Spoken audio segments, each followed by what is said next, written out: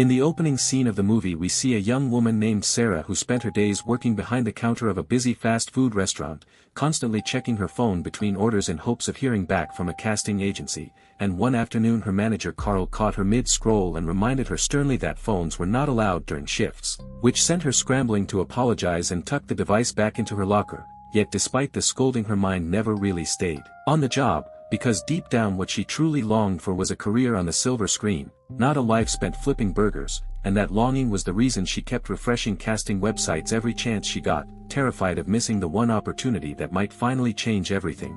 However, no matter how many auditions she chased, none of them ever seemed to go anywhere, leaving her stuck in the same disappointing cycle again and again. One particular morning she stumbled across a new listing for a film called The Silver Scream, and something about it felt different, so she submitted her name once more, allowing herself a small flicker of hope that this attempt might finally break the streak of rejection. Later that evening she and her roommate Tracy headed out to a party where they crossed paths with several familiar faces, among them Danny, an ambitious young filmmaker who often wrote and directed his own short projects, greeting Sarah warmly and complimenting her talent. Also present was Erin, another actress chasing the same dream, only Erin seemed to land nearly every role she went after, and she took a certain pleasure in reminding Sarah of that fact, even bragging about snagging a commercial spot that had originally been meant for Sarah, tossing in a few backhanded remarks about her appearance for good measure, feeling increasingly uneasy in that atmosphere. Sarah decided to slip away early, and as she walked home Danny caught up with her, mentioning that he had a role in mind for her in his next short film.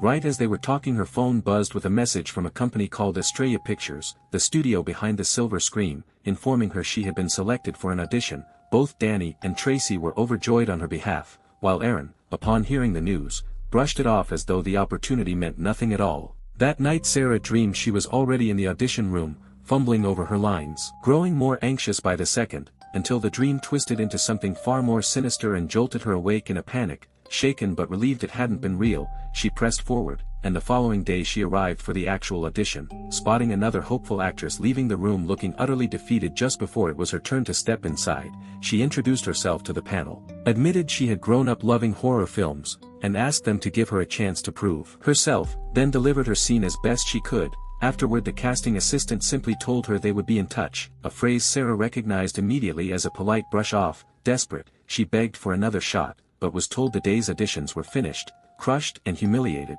she retreated to the restroom, and in a fit of anguish she began yanking violently at her own hair until strands scattered across the floor. When she finally stepped back out she was startled to find the casting director waiting right there. Rather than reprimanding her, the woman invited her back inside and asked why she had been pulling her hair like that. Sarah admitted it was an old habit from childhood, something she did whenever the pressure became unbearable. Instead of being put off by this confession, the casting director asked her to channel that same raw pain directly into her performance. At first Sarah hesitated, never having bared that side of herself in front of strangers.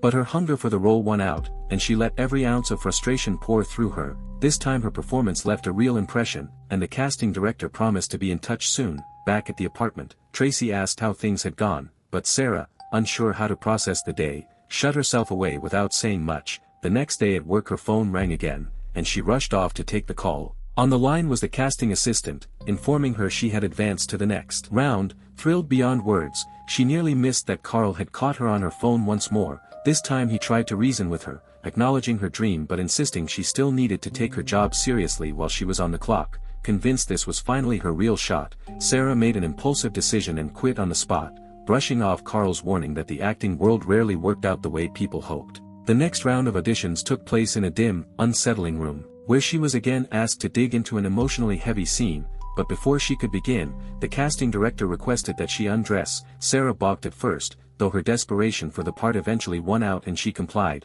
Once it was over, the casting director thanked her for giving everything she had. Returning home afterward, Sarah found her friends lounging by the pool, and when Danny asked how it went she excitedly reported that the team seemed pleased and promised to follow up. Erin, seated nearby with her friend Stacy, immediately started picking apart the studio's reputation, clearly unsettled by the idea that Sarah might actually succeed. As the tension thickened, Sarah slipped away and ran into Tracy just as chaos erupted by the pool. Stacy had taken a nasty fall and hurt her nose, and oddly enough Sarah burst out laughing at the sight, leaving Tracy baffled by her strange reaction. That night another call came through.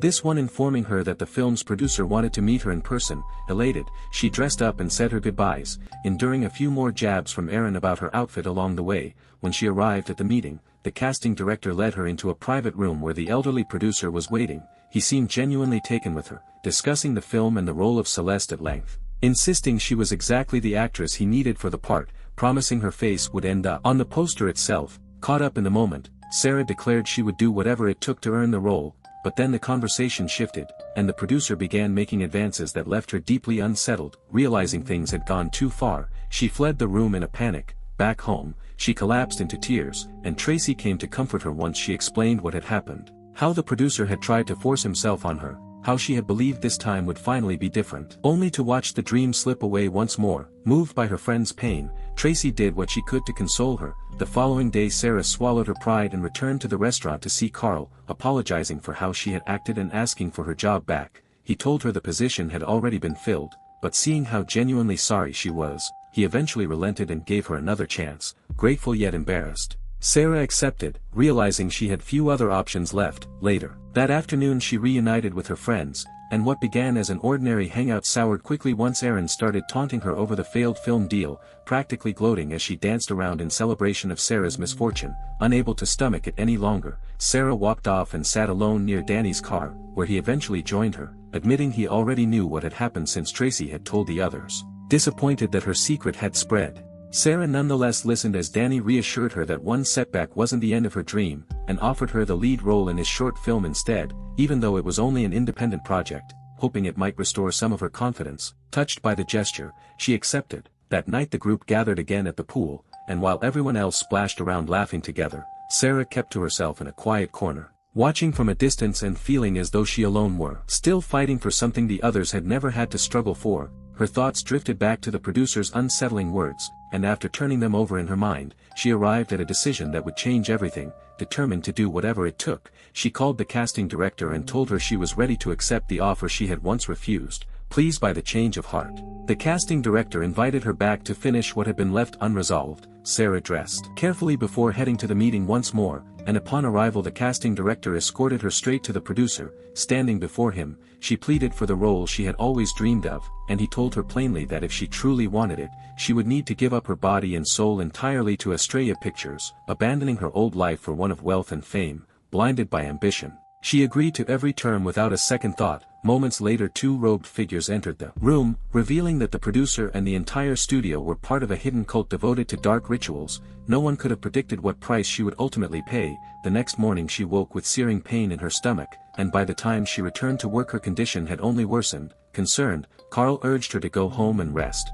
but she refused outright, and when he pressed the matter again, she lashed out and struck him across the face, costing her the job for good. With nowhere left to turn, she phoned Astraeus Pictures and left a desperate voicemail describing how rapidly she was deteriorating, yet no one ever called back. That night, while out with friends, she seemed lost somewhere far away in her own mind before suddenly vomiting without warning. Stacy's boyfriend instinctively pulled out his phone to snap pictures, and rather than reacting with embarrassment, Sarah began twisting her body in unnatural, jerking motions. When Tracy and Danny tried to stop her, Sarah turned violent and attacked Tracy instead, storming off in a rage toward the studio to demand answers for what was happening to her. When she got there, the building stood completely empty, the only person around a homeless man nearby, and consumed by fury and helplessness, she unleashed her anger on him without mercy. That night sleep never came, her body racked with agony, and by morning she was vomiting again, her hair falling out in clumps, bruises spreading across her face, her lips splitting and cracking, a foul odor clinging to her skin. At first she assumed the smell came from somewhere else, but Tracy gently pointed out that it was coming from her.